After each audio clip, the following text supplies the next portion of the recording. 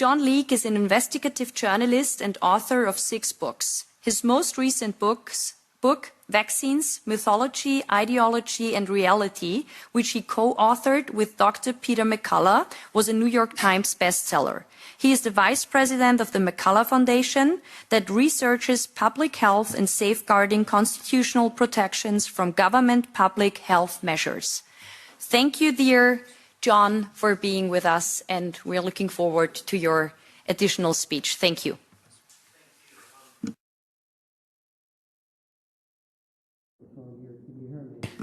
Great. Can you hear me? Thank you. Thank you for the invitation, Maria, and a special thanks to Member of Parliament Anderson. You've always been on our fighting side since the beginning of this, so much gratitude to you. A lot of the remarks that have been made thus far, it would be redundant of me to make the same. I'm gratified that particularly Attorney Kluse has come to many of the same conclusions that we have at the McCullough Foundation, even though we've not been reading your papers. So it's an independent corroboration.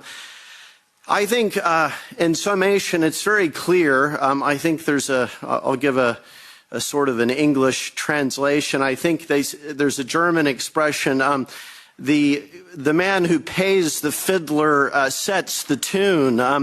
Mr. Gates, I think in the year, it was the biennial 2024-2025, the Gates Foundation gave $761 million to WHO, which made the Gates Foundation by far the largest donor.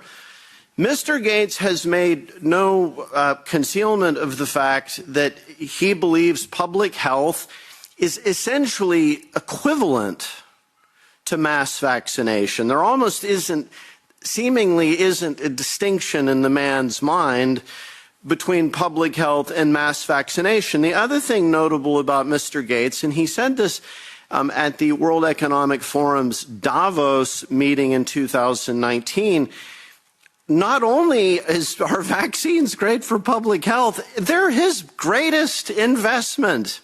He's made 20x on his vaccine investment. So there's not even any attempt to conceal that his relationship with the WHO, it would seem to align with his obsession with vaccines. Now, the other thing I'll say about Mr. Gates, not wanting to pick on him ad hominem, but in 1998, he was under investigation by the U.S. Department of Justice for Sherman antitrust violations. Ultimately, this matter was settled, but he was regarded as the most significant monopolist since John D. Rockefeller.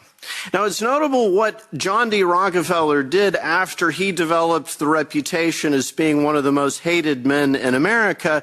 He founded the Rockefeller Foundation. So what did Mr. Gates do after he was widely perceived to be an atrocious monopolist? He followed in Mr. Rockefeller's footsteps, and he founded the Gates Foundation. So I think Samuel Johnson once said that patriotism is the last refuge for scoundrels. Philanthropy may be competing with patriotism. Well, what I want to emphasize here, there was another remark that Mr. Kluse made.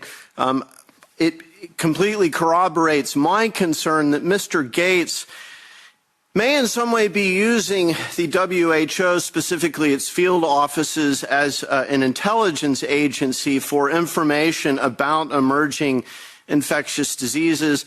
His fascinating large position in BioNTech at the end of August of 2019, that was just 19 days before the WHO and the World Bank issued a report titled "The World at Risk," illustrated with the icon of a coronavirus, warning that the risk of lethal infectious disease, respiratory infectious disease, whether accidentally or deliberately released, is possibly threatening the world. Now, the response or the findings of the World at Risk report was not we need to improve biosecurity, but we need to invest in vaccines.